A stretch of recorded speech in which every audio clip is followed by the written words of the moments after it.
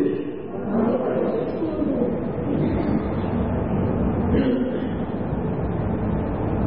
Vencedor cada dia. Hoje foi mais um dia de vitória, né? Estamos encerrando aí um dia na presença de Deus, amém? Eu acho que quem vem na semana de oração todos os dias é realmente vencedor, tá?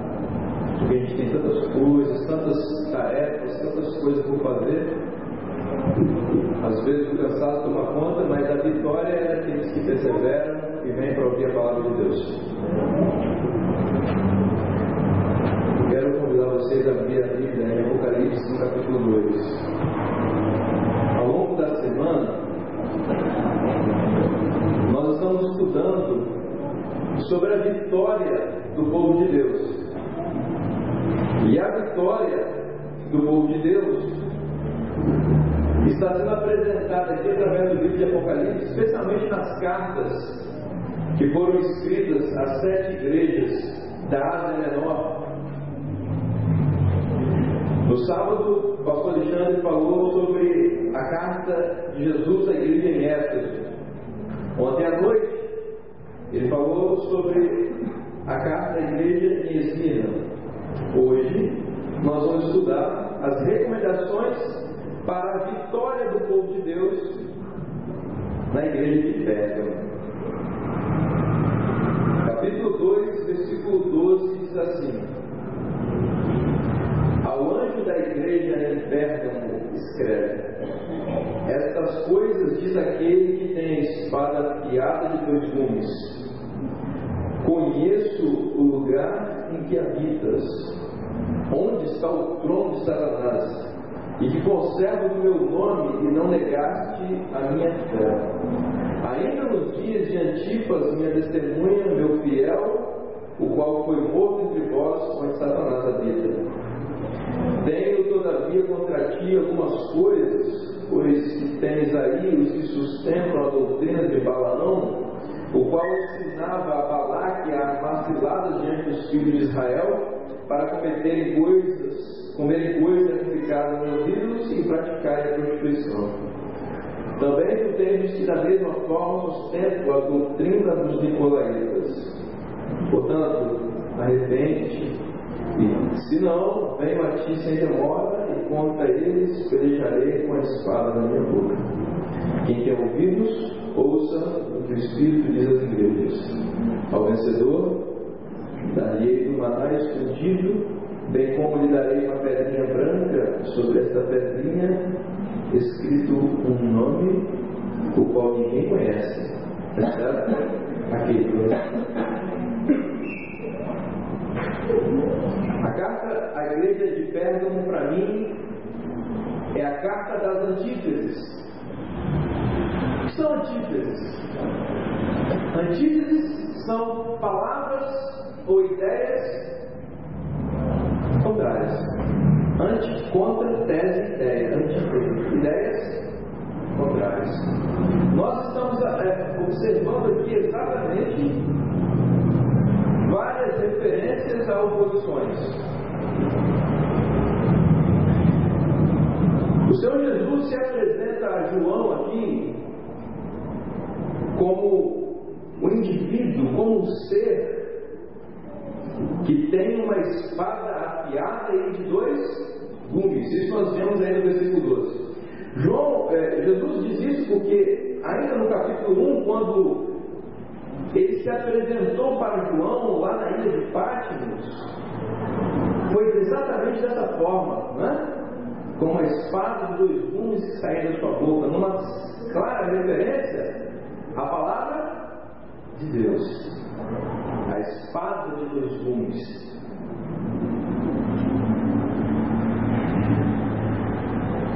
O que mais impressiona também aqui na história de Pérgamo é que aparece Jesus como alguém que tem uma espada afiada de 2 gumes de sua boca, que dirige um recado a uma igreja que está situada onde está o trono de Satanás. Aí nós conseguimos perceber a primeira antítese. Qual é a primeira antítese? Cristo e Satanás. Cristo, com o seu poder, manifestado através de uma espada, e Satanás também com o seu poder, manifestado através do seu trono. Nós conseguimos perceber essa dualidade, essa diferença clara, essa oposição perfeita entre Cristo e Satanás. Já o apóstolo Paulo dizia lá em Coríntios que não existe nenhuma relação entre Cristo e Belial. Jesus também disse isso. Quando Judas, possuído por Satanás, vinha em direção a ele, ele dizia: aí vem o inimigo e ele nada tem o quê? Em mim. Existe uma clara oposição entre Cristo e Satanás. Isso precisa ser muito claro para cada um de nós. Jesus não negocia com Satanás. Os filhos de Deus também devem compreender isso claramente. Deve haver uma clara antítese entre os filhos de Deus e os filhos de Satanás. Somos totalmente opostos e não deve haver concessões entre nós.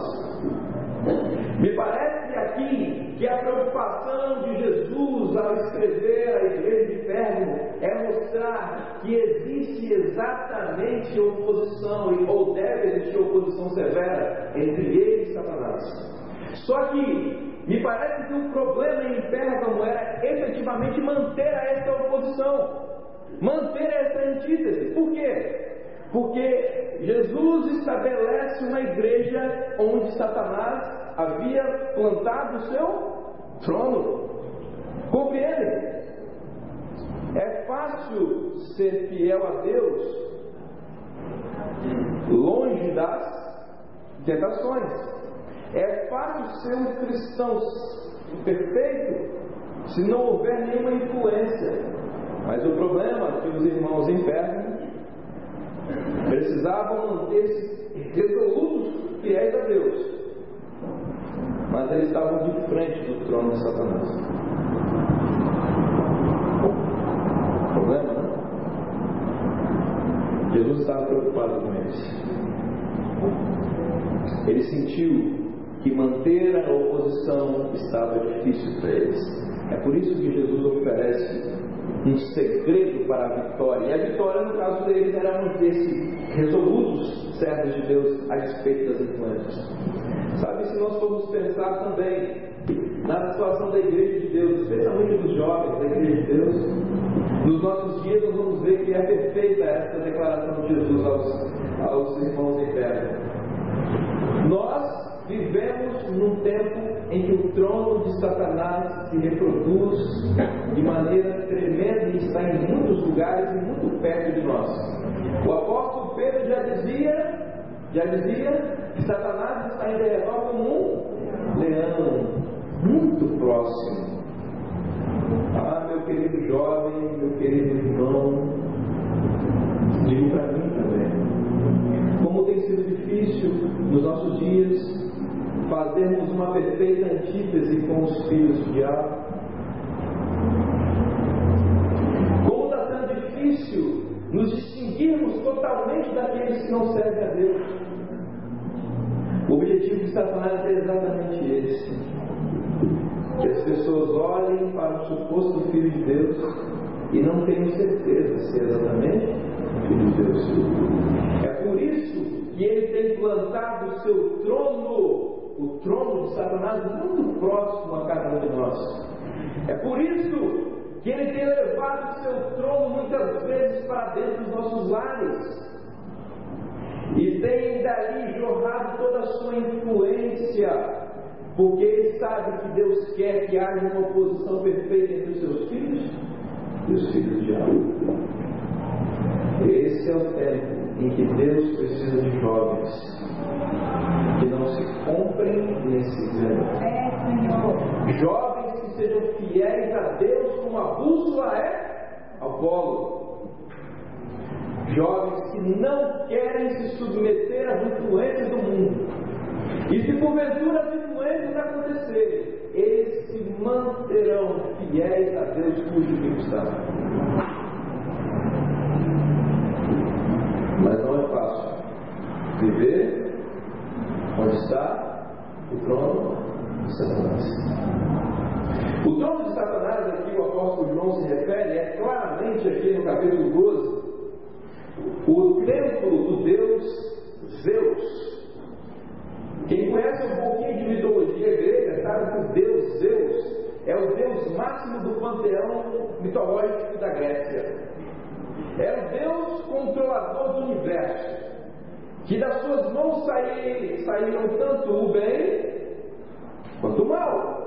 Nós não acreditamos na mitologia grega, mas os gregos acreditavam, e eles faziam templos e tronos para esses deuses. O deus Zeus era o deus mais paparicado da Grécia. Para ele se ofereciam todos os sacrifícios, e o requinte de sacrificial era bastante grande. Nós sabemos que o paganismo era